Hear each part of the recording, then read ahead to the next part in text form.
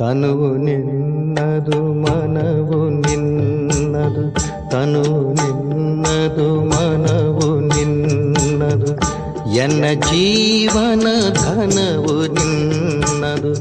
ನಾನು ನಿನ್ನವನೆಂಬ ಹೆಮ್ಮೆಯ ಋಣವು ಮಾತ್ರವೇ ನನ್ನದು. ತನು ನಿನ್ನದು ಮನವು ನಿನ್ನದು.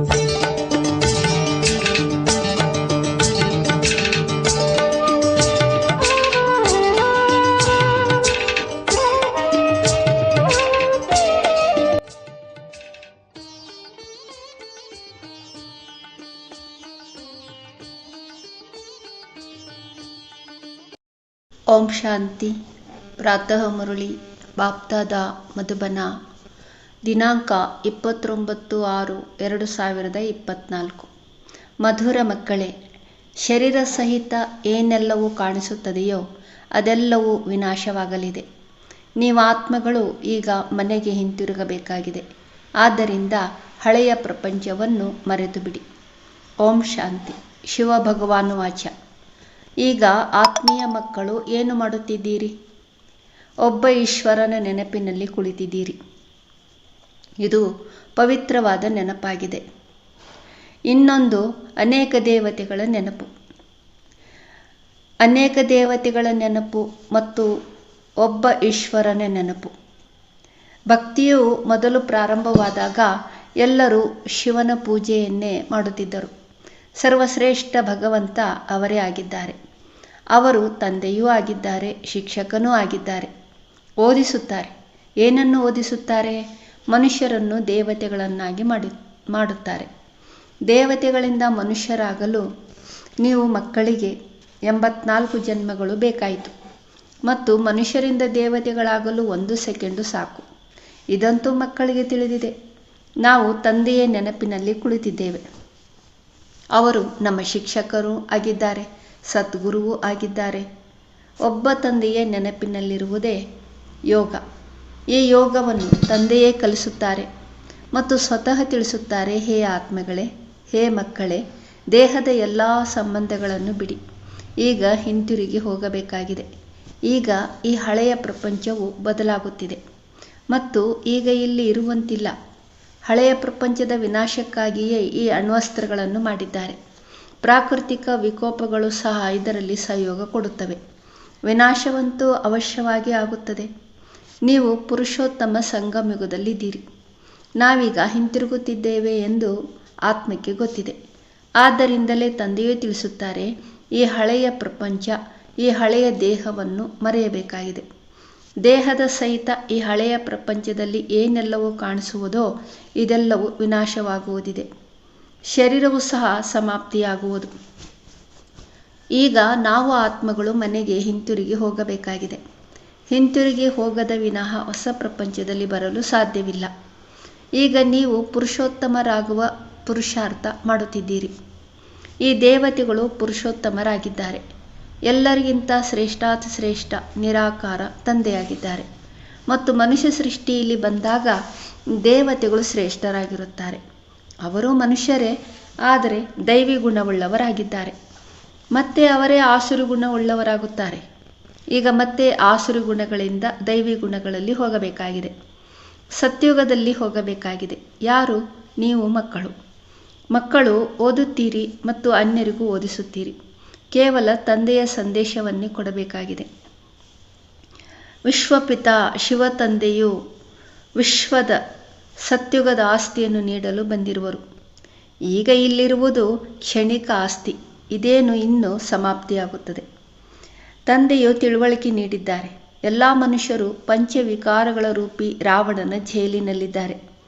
ಎಲ್ಲರೂ ದುಃಖವನ್ನೇ ಪಡೆಯುತ್ತಾರೆ. ಒಣರೊಟ್ಟಿ ಸಿಗುತ್ತದೆ. ತಂದೆಯು ಬಂದು ಎಲ್ಲರನ್ನೂ ರಾವಣನ ಜೈಲಿನಿಂದ ಬಿಡಿಸಿ ಸದಾ ಸುಖಿಯನ್ನಾಗಿ ಮಾಡುತ್ತಾರೆ. ತಂದೆಯ ವಿನಃ ಮನುಷ್ಯರನ್ನು ಮತ್ತಾರು ದೇವತೆಗಳನ್ನಾಗಿ ಮಾಡಲು ಸಾಧ್ಯವಿಲ್ಲ. ಮನುಷ್ಯರಿಂದ ದೇವತೆಗಳಾಗಲು ತಾವಿಲ್ಲಿ ಕುಳಿತಿದ್ದೀರಿ. ಈಗ ಕಲಿಯುಗವಿದೆ. ಅನೇಕ ಧರ್ಮಗಳಾಗಿ ಬಿಟ್ಟಿವೆ. ನೀವು ಮಕ್ಕಳಿಗೆ ರಚಯಿತ ಮತ್ತು ರಚನೆಯ ಪರಿಚಯವನ್ನು ಸ್ವಯಂ ತಂದೆಯೇ ತಂದೆಯೇ ಕೊಡುತ್ತಾರೆ. ನೀವು ಕೇವಲ ಈಶ್ವರ ಪರಮಾತ್ಮ ಎಂದು ಹೇಳುತ್ತೀರಿ. ಅವರು ತಂದೆಯೂ ಆಗಿದ್ದಾರೆ, ಶಿಕ್ಷಕ ಗುರುವೂ ಆಗಿದ್ದಾರೆ. ನಿಮಗೆ ತಿಳಿದಿರಲಿಲ್ಲ. ಅವರಿಗೆ ಸದ್ಗುರುವೆಂದು ಹೇಳಲಾಗುತ್ತದೆ, ಅಕಾಲ ಮೂರ್ತಿ ಎಂದು ಹೇಳುತ್ತಾರೆ. ನಿಮ್ಮನ್ನು ಆತ್ಮ ಮತ್ತು ಜೀವ ಎಂದು ಹೇಳಲಾಗುತ್ತದೆ. ಈ ಅಕಾಲ ಮೂರ್ತ ತಂದೆಯು ಈ ಶರೀರ ರೂಪಿ ಸಿಂಹಾಸನದಲ್ಲಿ ಕುಳಿತಿರುವರು. ಅವರು ಜನ್ಮ ಪಡೆಯುವುದಿಲ್ಲ. ಅಂದಾಗ ಅಕಾಲ ಮೂರ್ತ ತಂದೆಯು ತಿಳಿಸಿಕೊಡುವರು, ಮಕ್ಕಳೇ, ನನಗೆ ನನ್ನದೇ ಆದ ರಥವಿಲ್ಲ. ಅಂದಾಗ ನೀವು ಮಕ್ಕಳನ್ನು ಹೇಗೆ ಪಾವನರನ್ನಾಗಿ ಮಾಡಲಿ? ನನಗೆ ರಥವಂತೂ ಬೇಕಲ್ಲವೇ? ಅಕಾಲ ಮೂರ್ತನಿಗೂ ಸಿಂಹಾಸನವೂ ಬೇಕು. ಅಕಾಲ ಸಿಂಹಾಸನವು ಮನುಷ್ಯರದೇ ಇರುತ್ತದೆ, ಮತ್ತಾರದೂ ಅಲ್ಲ. ಪ್ರತಿಯೊಬ್ಬರಿಗೂ ಸಿಂಹಾಸನವೂ ಬೇಕು. ಅಕಾಲ ಮೂರ್ತ ಆತ್ಮವು ಬೃಕುಟಿಯಲ್ಲಿ ವಿರಾಜಮಾನವಾಗಿದೆ. ಅವರು ಎಲ್ಲರ ತಂದೆಯಾಗಿರುವರು. ಅವರಿಗೆ ಮಹಾಕಾಲನೆಂದು ಹೇಳಲಾಗುತ್ತದೆ. ಅವರು ಪುನರ್ಜನ್ಮದಲ್ಲಿ ಬರುವುದಿಲ್ಲ. ನೀವಾತ್ಮರು ಪುನರ್ಜನ್ಮದಲ್ಲಿ ಬರುತ್ತೀರಿ. ನಾನು ಕಲ್ಪದ ಸಂಗಮಯುಗದಲ್ಲಿ ಬರುತ್ತೇನೆ. ಭಕ್ತಿಗೆ ರಾತ್ರಿ, ಜ್ಞಾನಕ್ಕೆ ಹಗಲು ಎಂದು ಹೇಳುವರು. ಇದನ್ನು ಪಕ್ಕಾ ನೆನಪು ಮಾಡಿ. ಮುಖ್ಯವಾದ 2 ಮಾತುಗಳು ತಂದೆ ಮತ್ತು ಆಸ್ತಿ. ತಂದೆಯು ಬಂದು ರಾಜ್ಯ ಭಾಗ್ಯವನ್ನು ನೀಡುವರು ಮತ್ತು ಆ ರಾಜ್ಯಕ್ಕಾಗಿ ವಿದ್ಯೆಯನ್ನು ಒದಗಿಸುವರು. ಆದ್ದರಿಂದ ಇದಕ್ಕೆ ಪಾಠಶಾಲೆ ಎಂದು ಹೇಳುವರು. ಭಗವಾನು ವಾಚ್ಯ, ಭಗವಂತನಂತೂ ನಿರಾಕಾರನಾಗಿದ್ದಾರೆ. ಅವರದು ಪಾತ್ರವಿರಬೇಕು. ಅವರು ಸರ್ವಶ್ರೇಷ್ಠ ಭಗವಂತನಾಗಿದ್ದಾರೆ. ಅವರನ್ನು ಎಲ್ಲರೂ ನೆನಪು ಮಾಡುತ್ತಾರೆ. ಅವರನ್ನು ಭಕ್ತಿ ಮಾರ್ಗದಲ್ಲಿ ನೆನಪು ಮಾಡದೇ ಇರುವಂತಹ ಮನುಷ್ಯರಾರೂ ಇಲ್ಲ. ಎಲ್ಲರೂ ಹೃದಯಪೂರ್ವಕವಾಗಿ ಕರೆಯುತ್ತಾರೆ, ಹೇ ಭಗವಂತ, ಹೇ ಮುಕ್ತಿದಾತ, ಓ ಗಾಡ್ ಫಾದರ್, ಏಕೆಂದರೆ ಅವರು ಎಲ್ಲ ಆತ್ಮಗಳ ತಂದೆಯಾಗಿದ್ದಾರೆ. ಅವಶ್ಯವಾಗಿ ಬೇಹದ್ದಿನ ಸುಖವನ್ನೇ ಕೊಡುತ್ತಾರೆ. ಲೌಕಿಕ ತಂದೆಯು ಲೌಕಿಕ ಆಸ್ತಿಯನ್ನು ಕೊಡುತ್ತಾರೆ.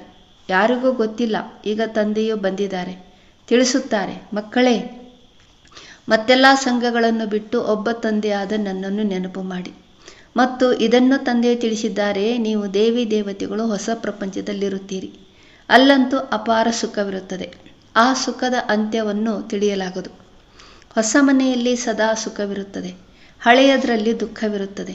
ಹಳೆಯ ಮನೆಯಲ್ಲಿ ದುಃಖವಿರುತ್ತದೆ. ಆದ್ದರಿಂದಲೇ ತಂದೆಯು ಮಕ್ಕಳಿಗಾಗಿ ಹೊಸ ಮನೆಯನ್ನು ಕಟ್ಟಿಸುತ್ತಾರೆ. ಮಕ್ಕಳ ಬುದ್ಧಿಯೋಗವು ಹೊಸ ಮನೆಯ ಕಡೆಗೆ ಹೋಗಬೇಕು. ಅದಂತೂ ಅಲ್ಪಕಾಲದ ಮಾತಾಯಿತು. ಇಲ್ಲಿ ಶಿವ ತಂದೆಯು ನಮಗಾಗಿ ಹೊಸ ಪ್ರಪಂಚವನ್ನು ಸ್ಥಾಪನೆ ಮಾಡುತ್ತಿದ್ದಾರೆ. ಹಳೆಯ ಪ್ರಪಂಚದಲ್ಲಿ ಏನೆಲ್ಲವನ್ನು ನೋಡುತ್ತಿದ್ದೀರೋ ಅದೆಲ್ಲವೂ ಸ್ಮಶಾನವಾಗಲಿದೆ. ಈಗ ಸತ್ಯಯುಗವು ಸ್ಥಾಪನೆಯಾಗುತ್ತಿದೆ. ನೀವು ಸಂಗಮಯುಗದಲ್ಲಿದ್ದೀರಿ. ಕಲಿಯುಗದ ಕಡೆಯೂ ನೋಡಬಹುದು, ಸತ್ಯುಗದ ಕಡೆಯೂ ನೋಡಬಹುದು. ನೀವು ಸಂಗಮಯುಗದಲ್ಲಿ ಎಲ್ಲವನ್ನು ಸಾಕ್ಷಿಯಾಗಿ ನೋಡುತ್ತೀರಿ. ಪ್ರದರ್ಶನಿ ಅಥವಾ ಮ್ಯೂಸಿಯಂನಲ್ಲಿ ಬರುತ್ತಾರೆಂದರೆ ಅಲ್ಲಿಯೂ ನೀವು ಸಂಗಮಯುಗದ ಕಡೆ ನಿಲ್ಲಿಸಿ. ಈ ಕಡೆ ಕಲಿಯುಗ, ಆ ಕಡೆ ಸತ್ಯುಗವಿದೆ, ಮಧ್ಯದಲ್ಲಿ ನಾವಿದ್ದೇವೆ. ತಂದೆಯು ಹೊಸ ಪ್ರಪಂಚವನ್ನು ಸ್ಥಾಪನೆ ಮಾಡುತ್ತಾರೆ. ಅಲ್ಲಿ ಕೆಲವರೇ ಮನುಷ್ಯರಿರುತ್ತಾರೆ, ಮತ್ತಾವುದೇ ಧರ್ಮದವರಿರುವುದಿಲ್ಲ. ನೀವೇ ಮೊಟ್ಟ ಮೊದಲು ಬರುತ್ತೀರಿ. ಈಗ ನೀವು ಸ್ವರ್ಗದಲ್ಲಿ ಹೋಗುವ ಪುರುಷಾರ್ಥ ಮಾಡುತ್ತಿದ್ದೀರಿ. ಪಾವನರಾಗುವುದಕ್ಕಾಗಿಯೇ ನನ್ನನ್ನು ಕರೆದಿರಿ. ಹೇ ತಂದೆಯೇ, ನಮ್ಮನ್ನು ಪಾವನರನ್ನಾಗಿ ಮಾಡಿ. ಪಾವನ ಪ್ರಪಂಚದಲ್ಲಿ ಕರೆದುಕೊಂಡು ಹೋಗಿ. ಶಾಂತಿಧಾಮಕ್ಕೆ ಕರೆದುಕೊಂಡು ಹೋಗಿ ಎಂದು ಹೇಳುವುದಿಲ್ಲ. ಪರಮಧಾಮಕ್ಕೆ ಮಧುರ ಮನೆ ಎಂದು ಹೇಳಲಾಗುತ್ತದೆ. ಈಗ ನಾವು ಮನೆಗೆ ಹೋಗಬೇಕಾಗಿದೆ. ಅದಕ್ಕೆ ಮುಕ್ತಿಧಾಮವೆಂದು ಹೇಳುವರು. ಅದಕ್ಕಾಗಿಯೇ ಸನ್ಯಾಸಿಗಳು ಶಿಕ್ಷಣ ಕೊಡುತ್ತಾರೆ. ಅವರು ಸುಖಧಾಮದ ಜ್ಞಾನವನ್ನು ತಿಳಿಸಲು ಸಾಧ್ಯವಿಲ್ಲ. ನಿವೃತ್ತಿ ಮಾರ್ಗದವರಾಗಿದ್ದಾರೆ. ಯಾವ ಧರ್ಮದವರು ಯಾವಾಗ ಬರುತ್ತಾರೆಂದು ನಿಮಗೆ ತಿಳಿಸಲಾಗಿದೆ. ಮನುಷ್ಯ ಸೃಷ್ಟಿರೂಪಿ ವೃಕ್ಷದಲ್ಲಿ ಮೊಟ್ಟ ಮೊದಲ ಅಡಿಪಾಯವೇ ನಿಮ್ಮದಾಗಿದೆ. ಬೀಜಕ್ಕೆ ವೃಕ್ಷಪತಿ ಎಂದು ಹೇಳಲಾಗುತ್ತದೆ. ತಂದೆಯು ತಿಳಿಸುತ್ತಾರೆ, ನಾನು ವೃಕ್ಷಪತಿ ಮೇಲೆ ಅಂದರೆ ಪರಮಧಾಮದಲ್ಲಿ ನಿವಾಸ ಮಾಡುತ್ತೇನೆ. ಯಾವಾಗ ವೃಕ್ಷವು ಜಡ್ಜಡೀಭೂತವಾಗುತ್ತದೆಯೋ ಆಗ ನಾನು ದೇವತಾ ಧರ್ಮದ ಸ್ಥಾಪನೆ ಮಾಡಲು ಮತ್ತೆ ಬರುತ್ತೇನೆ. ಆಲದ ಮರವು ಬಹಳ ವಿಚಿತ್ರವಾದ ವೃಕ್ಷವಾಗಿದೆ. ಅದಕ್ಕೆ ಬುಡ ಅರ್ಥಾತ್ ಬುನಾದಿ ಇಲ್ಲ. ಉಳಿದೆಲ್ಲ ವೃಕ್ಷವು ನಿಂತಿದೆ. ಹಾಗೆಯೇ ಈ ಬೇಹದ್ದಿನ ವೃಕ್ಷದಲ್ಲಿ ಆದಿ ಸನಾತನ ದೇವಿ ದೇವತಾ ಧರ್ಮ ಇಲ್ಲ. ಉಳಿದೆಲ್ಲ ರೆಂಬೆ ಕೊಂಬೆಗಳು ಅರ್ಥಾತ್ ಧರ್ಮಗಳು ನಿಂತಿವೆ. ನೀವು ಮೂಲವತನದ ನಿವಾಸಿಗಳಾಗಿದ್ದೀರಿ. ನೀವು ಪಾತ್ರವನ್ನು ಅಭಿನಯಿಸಲು ಬಂದಿದ್ದೀರಿ. ನೀವು ಮಕ್ಕಳು ಸರ್ವತೋಮುಖ ಪಾತ್ರವನ್ನು ಅಭಿನಯಿಸುವವರಾಗಿದ್ದೀರಿ. ಆದ್ದರಿಂದ ನಿಮ್ಮದು ಗರಿಷ್ಠ 84 ಜನ್ಮಗಳು, ಕನಿಷ್ಠ 1 ಜನ್ಮ. ಮನುಷ್ಯರು 84 ಲಕ್ಷ ಜನ್ಮಗಳೆಂದು ಹೇಳಿಬಿಡುವರು. ಅದನ್ನು ಯಾರಿಗೆ ಎಂಬುದನ್ನು ತಿಳಿದುಕೊಂಡಿಲ್ಲ. ತಂದೆಯು ಬಂದು ಮಕ್ಕಳಿಗೆ ತಿಳಿಸುತ್ತಾರೆ, ನೀವು 84 ಜನ್ಮಗಳನ್ನು ತೆಗೆದುಕೊಳ್ಳುತ್ತೀರಿ. ಮೊಟ್ಟ ಮೊದಲು ನನ್ನಿಂದ ಅಗಲುತ್ತೀರಿ. ಸತ್ವಿಗೆ ದೇವತೆಗಳೇ ಮೊದಲು ಅಗಲುತ್ತಾರೆ. ಯಾವಾಗ ಆ ಆತ್ಮರು ಇಲ್ಲಿ ಪಾತ್ರವನ್ನು ಅಭಿನಯಿಸುತ್ತಾರೆಯೋ ಆಗ ಉಳಿದೆಲ್ಲ ಆತ್ಮಗಳು ಎಲ್ಲಿಗೆ ಹೋಗುತ್ತಾರೆ? ಇದು ಸಹ ನಿಮಗೆ ಗೊತ್ತಿದೆ. ಉಳಿದೆಲ್ಲ ಆತ್ಮಗಳು ಎಲ್ಲಿಗೆ ಹೋಗುತ್ತಾರೆ? ಉಳಿದೆಲ್ಲ ಆತ್ಮಗಳು ಶಾಂತಿಧಾಮದಲ್ಲಿರುತ್ತಾರೆ. ಶಾಂತಿಧಾಮವು ಬೇರೆ ಆಯಿತಲ್ಲವೇ? ಬಾಕಿ ಪ್ರಪಂಚವಂತೂ ಇದೆ. ಇಲ್ಲಿ ಪಾತ್ರವನ್ನು ಅಭಿನಯಿಸುತ್ತೀರಿ. ಹೊಸ ಪ್ರಪಂಚದಲ್ಲಿ ಸುಖದ ಪಾತ್ರ, ಹಳೆಯ ಪ್ರಪಂಚದಲ್ಲಿ ದುಃಖದ ಪಾತ್ರವನ್ನು ಅಭಿನಯಿಸಬೇಕಾಗುತ್ತದೆ. ಇದು ಸುಖ ಮತ್ತು ದುಃಖದ ಆಟವಾಗಿದೆ, ರಾಮರಾಜ್ಯವಾಗಿದೆ. ಪ್ರಪಂಚದಲ್ಲಿ ಯಾವುದೇ ಮನುಷ್ಯರು ಈ ಸೃಷ್ಟಿ ಚಕ್ರವು ಹೇಗೆ ತಿರುಗುತ್ತದೆ ಎಂಬುದನ್ನು ತಿಳಿದುಕೊಂಡಿಲ್ಲ. ರಚಯಿತನನ್ನಾಗಲಿ ರಚನೆಯ ಆದಿ ಮಧ್ಯ ಅಂತ್ಯವನ್ನಾಗಲಿ ತಿಳಿದುಕೊಂಡಿಲ್ಲ. ಜ್ಞಾನಸಾಗರನೆಂದು ಒಬ್ಬ ತಂದೆಗೆ ಹೇಳಲಾಗುತ್ತದೆ. ರಚಯಿತ ಮತ್ತು ರಚನೆಯ ಆದಿ ಮಧ್ಯ ಅಂತ್ಯದ ಜ್ಞಾನವು ಯಾವುದೇ ಶಾಸ್ತ್ರಗಳಲ್ಲಿಯೂ ಇಲ್ಲ. ನಾನು ನಿಮಗೆ ತಿಳಿಸುತ್ತೇನೆ. ನಂತರ ಇದು ಪ್ರಾಯಲೋಪವಾಗುತ್ತದೆ. ಸತ್ಯುಗದಲ್ಲಿ ನಿಮಗೆ ಈ ಜ್ಞಾನ ಇರುವುದಿಲ್ಲ. ಭಾರತದ್ದೇ ಪ್ರಾಚೀನ ಸಹಜ ಯೋಗವೆಂದೇ ಗಾಯನವಿದೆ. ಗೀತೆಯಲ್ಲಿಯೂ ರಾಜಯೋಗದ ಹೆಸರು ಬರುತ್ತದೆ. ತಂದೆಯು ನಿಮಗೆ ರಾಜಯೋಗವನ್ನು ಕಲಿಸಿ ರಾಜ್ಯ ಪದವಿಯ ಆಸ್ತಿಯನ್ನು ಕೊಡುತ್ತಾರೆ. ರಚನೆಯಿಂದ ಆಸ್ತಿಯು ಸಿಗುವುದಿಲ್ಲ. ರಚಯಿತ ತಂದೆಯಿಂದಲೇ ಆಸ್ತಿಯು ಸಿಗುತ್ತದೆ. ಪ್ರತಿಯೊಬ್ಬ ಮನುಷ್ಯರು ರಚಯಿತನಾಗಿದ್ದಾರೆ. ಅವರು ತಮ್ಮ ಮಕ್ಕಳನ್ನು ರಚಿಸುತ್ತಾರೆ. ಆದರೆ ಅವರು ಹದ್ದಿನ ಬ್ರಹ್ಮ, ಇವರು ಬೇಹದ್ದಿನ ಬ್ರಹ್ಮನಾಗಿದ್ದಾರೆ. ಅವರು ಲೌಕಿಕ ತಂದೆ, ಇವರು ನಿರಾಕಾರ ಆತ್ಮಗಳ ಪಿತ, ಮತ್ತು ಇವರು ಪ್ರಜಾಪಿತನಾಗಿದ್ದಾರೆ. ಪ್ರಜಾಪಿತನು ಯಾವಾಗ ಬೇಕು? ಸತ್ಯುಗದಲ್ಲಿಯೇ? ಅಲ್ಲ, ಪುರುಷೋತ್ತಮ ಸಂಗಮದಲ್ಲಿ ಪ್ರಜಾಪಿತನು ಬೇಕು. ಸತ್ಯುಗವು ಯಾವಾಗ ಸ್ಥಾಪನೆ ಆಗುತ್ತದೆ ಎಂದು ಸಹ ಮನುಷ್ಯರಿಗೆ ಗೊತ್ತಿಲ್ಲ. ಅವರು ಸತ್ಯುಗ ಕಲಿಯುಗಕ್ಕೆ ಲಕ್ಷಾಂತರ ವರ್ಷಗಳೆಂದು ಹೇಳಿದ್ದಾರೆ. ತಂದೆಯೇ ತಿಳಿಸುತ್ತಾರೆ, ಒಂದು ಯುಗಕ್ಕೆ 1250 ವರ್ಷಗಳಿರುತ್ತವೆ. ಈ ಜನ್ಮಗಳದ್ದು ಲೆಕ್ಕಾಚಾರ ಬೇಕಲ್ಲವೇ? ಏಣಿಯ ಲೆಕ್ಕವೂ ಬೇಕಲ್ಲವೇ? ನಾವು ಹೇಗೆ ಇಳಿಯುತ್ತೇವೆ? ಮೊಟ್ಟ ಮೊದಲು ಬುನಾದಿಯು ದೇವಿ ದೇವತೆಗಳಾಗಿದ್ದಾರೆ. ಅವರ ನಂತರ ಇಸ್ಲಾಮಿ ಬೌದ್ಧಿಯರು ಬರುವರು. ಹೀಗೆ ತಂದೆಯು ವೃಕ್ಷದ ರಹಸ್ಯವನ್ನು ತಿಳಿಸಿದ್ದಾರೆ. ತಂದೆಯ ವಿನಃ ಇದನ್ನು ಮತ್ತಾರು ತಿಳಿಸಲು ಸಾಧ್ಯವಿಲ್ಲ. ಈ ಚಿತ್ರಗಳನ್ನು ಯಾರು ರಚಿಸಿದರು, ಯಾರು ಕಲಿಸಿದರು ಎಂದು ನಿಮ್ಮನ್ನು ಕೇಳುತ್ತಾರೆ. ಆಗ ತಿಳಿಸಿ, ತಂದೆಯು ನಮಗೆ ಧ್ಯಾನದಲ್ಲಿ ತೋರಿಸಿದರು. ನಂತರ ನಾವು ಇಲ್ಲಿ ಬಂದು ಅದನ್ನು ರಚಿಸುತ್ತೇವೆ. ಮತ್ತೆ ತಂದೆಯೇ ಈ ರಥದಲ್ಲಿ ಬಂದು ಅದನ್ನು ಹೀಗೀಗೆ ಮಾಡಿ ಎಂದು ಸರಿಪಡಿಸುತ್ತಾರೆ. ತಾವೇ ತಿದ್ದುಪಡಿ ಮಾಡುತ್ತಾರೆ. ಕೃಷ್ಣನಿಗೆ ಶ್ಯಾಮ ಸುಂದರನೆಂದು ಹೇಳುತ್ತಾರೆ. ಆದರೆ ಏಕೆ ಹೇಳಲಾಗುತ್ತದೆ ಎಂಬುದನ್ನು ಮನುಷ್ಯರು ತಿಳಿದಿಲ್ಲ. ವೈಕುಂಠದ ಮಾಲೀಕನಾಗಿದ್ದಾಗ ಸುಂದರನಾಗಿದ್ದ, ಅಂದರೆ ಪಾವನನಾಗಿದ್ದ. ಹಳ್ಳಿಯ ಪೋರನಾದಾಗ ಶ್ಯಾಮನಾದನು. ಆದುದರಿಂದ ಶ್ಯಾಮ ಸುಂದರನೆಂದು ಹೇಳುವರು. ಕೃಷ್ಣನೇ ಮೊದಲು ಬರುತ್ತಾನೆ. ತತತ್ವಂ. ಈ ಲಕ್ಷ್ಮೀನಾರಾಯಣರ ರಾಜ್ಯಭಾರವು ನಡೆಯುತ್ತದೆ. ಆದಿ ಸನಾತನ ದೇವಿ ದೇವತಾ ಧರ್ಮದ ಸ್ಥಾಪನೆ ಯಾರು ಮಾಡುತ್ತಾರೆಂಬುದು ಗೊತ್ತಿಲ್ಲ. ಭಾರತವನ್ನು ಸಹ ಮರೆತು ಹಿಂದೂಸ್ತಾನ್ ನಿವಾಸಿಗಳು ಹಿಂದೂಗಳೆಂದು ಹೇಳುತ್ತಾರೆ. ನಾನು ಭಾರತದಲ್ಲಿಯೇ ಬರುತ್ತೇನೆ. ಭಾರತದಲ್ಲಿ ಯಾವ ದೇವಿ ದೇವತೆಗಳ ರಾಜ್ಯವಿತ್ತೋ ಅದು ಈಗ ಪ್ರಾಯಲೋಪವಾಗಿದೆ. ಅದನ್ನು ನಾನು ಪುನಃ ಸ್ಥಾಪನೆ ಮಾಡಲು ಬರುತ್ತೇನೆ. ಮೊಟ್ಟ ಮೊದಲನೆಯದೇ ಆದಿ ಸನಾತನ ದೇವಿ ದೇವತಾ ಧರ್ಮವಾಗಿದೆ. ಈ ವೃಕ್ಷವು ವೃದ್ಧಿ ಹೊಂದುತ್ತಾ ಹೋಗುತ್ತದೆ. ಹೊಸ ಹೊಸ ಎಲೆಗಳು, ಮಠಪಂಥಗಳು ಕೊನೆಯಲ್ಲಿ ಬರುತ್ತವೆ. ಅಂದಾಗ ಅವುಗಳಿಂದಲೂ ವೃಕ್ಷವು ಶೋಭೆಯಾಗುತ್ತದೆ. ನಂತರ ಅಂತಿಮದಲ್ಲಿ ಯಾವಾಗ ಇಡೀ ವೃಕ್ಷವು ಜಡ್ಜಡೀಭೂತ ಸ್ಥಿತಿ ಹೊಂದುತ್ತದೆಯೋ ಆಗ ನಾನು ಮತ್ತೆ ಬರುತ್ತೇನೆ.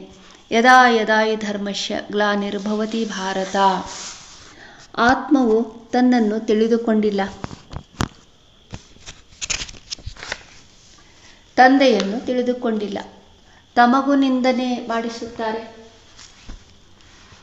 ತಂದೆಗೂ ಮತ್ತು ದೇವತೆಗಳಿಗೂ ನಿಂದನೆ ಮಾಡುತ್ತಿರುತ್ತಾರೆ. ತಮೋಪ್ರಧಾನ ತಿಳುವಳಿಕೆ ಹೀನರಾದಾಗ ನಾನು ಬರುತ್ತೇನೆ. ಪತಿತ ಪ್ರಪಂಚದಲ್ಲೇ ಬರಬೇಕಾಗುತ್ತದೆ.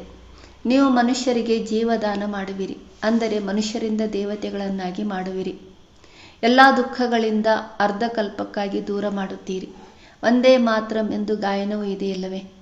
ಯಾವ ಮಾತೆಯರು ಯಾರ ವಂದನೆ ಮಾಡುತ್ತಾರೆ? ನೀವು ಮಾತೆಯರಾಗಿದ್ದೀರಿ. ಇಡೀ ಸೃಷ್ಟಿಯನ್ನು ಸ್ವರ್ಗ ಮಾಡುತ್ತೀರಿ. ಬಲೆ ಪುರುಷರು ಇದ್ದಾರೆ, ಆದರೆ ಮೆಜಾರಿಟಿ ಮಾತೆಯರದಾಗಿದೆ. ಆದ್ದರಿಂದ ತಂದೆಯು ಮಾತೆಯರ ಮಹಿಮೆ ಮಾಡುತ್ತಾರೆ. ತಂದೆಯು ಬಂದು ನಿಮ್ಮನ್ನು ಇಷ್ಟೊಂದು ಮಹಿಮೆಗೆ ಯೋಗ್ಯರನ್ನಾಗಿ ಮಾಡುತ್ತಾರೆ. ಒಳ್ಳೆಯದು. ಮಧುರಾತಿ ಮಧುರ ಅಗಲಿ ಮರಳಿ ಸಿಕ್ಕಿರುವಂತಹ ಮಕ್ಕಳಿಗೆ ಪ್ರೀತಿಯ ಮಾತಾಪಿತಾ ಬಾಪ್ತಾದರವರ ನೆನಪು, ಪ್ರೀತಿ ಹಾಗೂ ಸುಪ್ರಭಾತ. ಆತ್ಮೀಯ ಮಕ್ಕಳಿಗೆ ಆತ್ಮೀಯ ತಂದೆಯ ನಮಸ್ತೆ. ಆತ್ಮಿಕ ಮಕ್ಕಳಿಂದ ಆತ್ಮಿಕ ತಂದೆಗೆ ನಮಸ್ತೆ, ಸುಪ್ರಭಾತ, ಧನ್ಯವಾದಗಳು. ಧಾರಣೆಗಾಗಿ ಮುಖ್ಯ ಸಾರ. 1. ಅಪಾರ ಸುಖದ ಪ್ರಪಂಚದಲ್ಲಿ ಹೋಗುವುದಕ್ಕಾಗಿ ಸಂಗಮದಲ್ಲಿ ನಿಲ್ಲಬೇಕು.